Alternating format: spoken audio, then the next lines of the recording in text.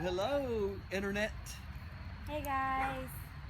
As you can see, we are chilling by the bonfire, the fire, whatever. What constitutes a bonfire? Is it a certain size, dimension, or like what do you call this? I think when you bond around the fire, Oh it my makes it a gosh. bond. Bonfire. And there's the segue to what we want to talk about tonight. If we get the dog to be quiet. Come here. Come here. Liberty, don't embarrass me on video. Come here. We've been out here for a while and she hasn't made any sound until we pushed record. Yeah, good girl. Yep, this is our puppy, who's no longer a puppy. Liberty, she's a good dog. Yeah, she is. We've been teaching her to be a guard dog, so she's not very barky, but when she hears something, she lets us know. Yeah, but we decided to have a fire tonight and with the kids and everything, and then Grandma called and had something better planned for them, so now we are kid-free at the moment. And we decided to spend our kid-free moment with you guys. Yep, roasting some hot dogs. I have a hot dog here. I don't know how well this video is going to come across, but I have my hot dog and some juice in my little solo cup or whatever, I guess is what you're supposed to do, right? Yep. Yeah, now, how do you like your hot dog? Do you like it burnt? Do you like it just like warm? Because that's a thing. Roasted. Fire, flame roasted. Like Bond fire roasted. Bonded. It kind of reminds me of like the Dalmatians at the moment with all the dogs. I know. They're talking to each other. They want to be in on the video, and that's okay. We like our puppies. But no, of course, we like to talk about marriage and unity.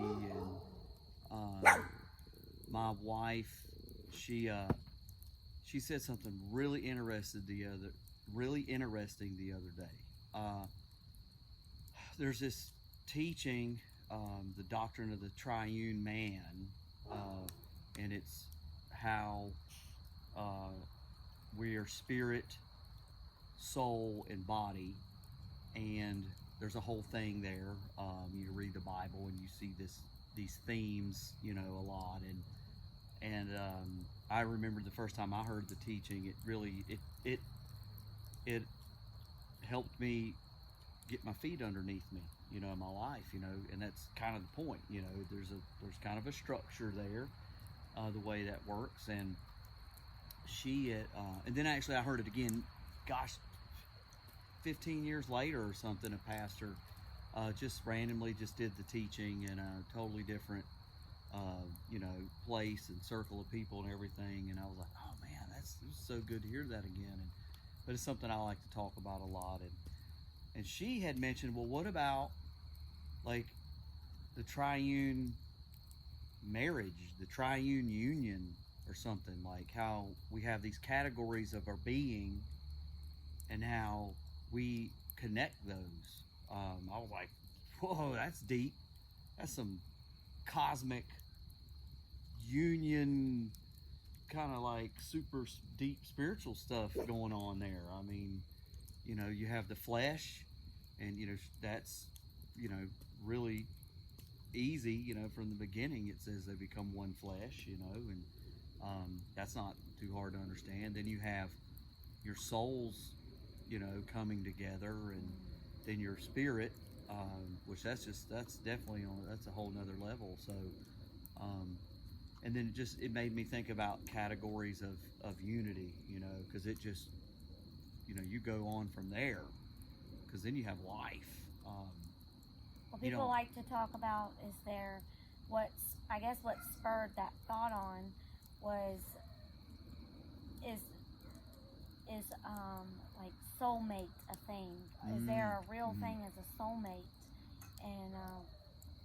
And I don't know that like you date someone who's your soulmate, but I definitely know that your spouse is your soulmate, and two souls are coming as one, and that's a huge And then you deal. facilitate more souls. Mm-hmm. I mean, it's a big deal. That's why we think marriage is the, you know, like foundation of a healthy society. You know, and obviously it's where, you know, healthy children, you know, where children come from, and then a healthy couple produce healthy children generally.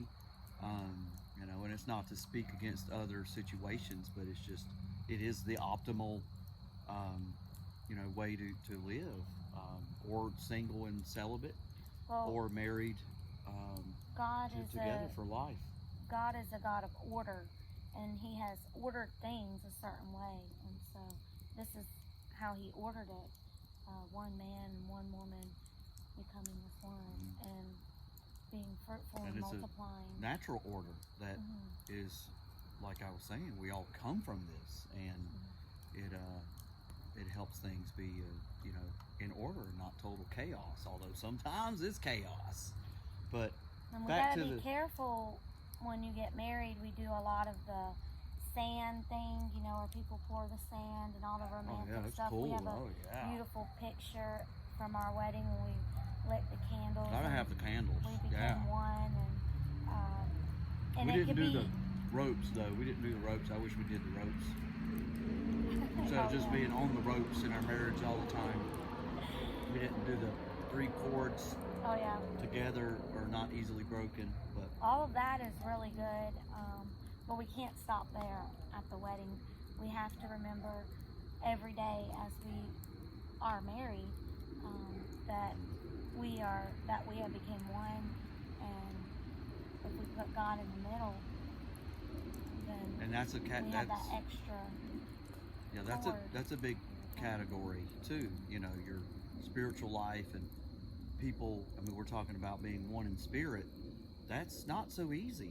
You know, that's an extremely profound, broad, deep, you know, category. So, well, you are a single person. You are yourself. You were born by yourself. I mean, I'm a twin, but I was still, you know, me, and you have your own ways of doing things, the way that you were raised. You have your own identity and your own desires, your own goals and dreams. And then you meet somebody who was raised differently and who had their own ideas and goals and dreams. And sometimes simply another person. Yeah, sometimes they match, but it's not that easy. A lot of times opposites attract. Not all the time, but a lot of times. And you have to try to figure out, okay, how do we make this work? Because I love you and you love me, and we need to make this work. Yeah. And even being in unity in disagreements, you know, that. How do you be in unity in disagreements? Yeah. So, well, you have to be okay disagreeing, you know, and not, you know, take it like an attack, a personal attack. So you have to say, okay, we disagree, and it's okay, you know. And then you know, strategy can be that you pick your battles and you go, okay, well, let me yield this time, or let me see if you could yield this time, and whatever, and you work it out and say, hey, well, if that's a strategy that we can have, then we're in unity in that, and that's kind of that's probably just more of the soul aspect of that Trinity, triune, unity thing, because it's really, our souls are like who we are. That's our mind, that's our desires, that's you know, really who we are, you know. And our bodies, that's who we are as well. And of course, you know, the physical part is a thing as well, but you know, we're not necessarily our bodies, so we don't, that's why we say our bodies. But yeah, so our souls getting together that's a tough one. Yeah. definitely is. Yep. And You gotta focus on, first of all, you need to see what your role is. What's going to be your role in marriage? What's going to be his role or her role in marriage? And I think once you can identify kind of your roles, you can always kind of go back to that in a way. Rely on that. Be like, let it do its job. Your role is something you can rely on, and you use that as a and it foundation doesn't always, to stand on. as you grow, sometimes your roles change a little bit, or as life evolves. Like recently, I had an eye situation, and I was out of commission for at least a week, and he was mom and dad. Like, it was really difficult. Oh my goodness. And so we understand that not everyone's situation is the same, and but That was you a gotta tough kind of work transition. that out. Yeah. And another thing is, we need to think about forgiveness. I think that's a huge aspect in becoming one, because you can't move past anything without forgiveness. And even with God, when we approach God, we need to ask Him for forgiveness, probably on a daily basis, repentance, and that kind of helps you grow. And even in marriage, It's so it helps fundamental. you grow and stronger as a couple. It's why it's talked about so much, to the point where it almost loses its meaning. But we can never let that get old. It's so important, forgiveness, and then knowing that you need to change. You need to grow a little bit. And it's funny. I was going to say, you talked about roles, like set roles, because then you also have variable roles, like who is the breadwinner, which a lot of times, the man is classically that or whatever, but that's not always the case these days. And then you have the person who does the checkbook, and that goes back and forth. And so we're in unity on that. And so a lot of those, the disciplinary parent, but then you have those set roles, but then sometimes, like, that changes. We're big advocates of complementary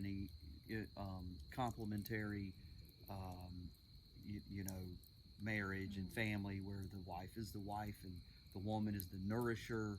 And a lot of times this is just a default thing. You don't really have to think about it. But when you honor things that are like a natural or supernatural default, or they should be, when you honor them, they get better.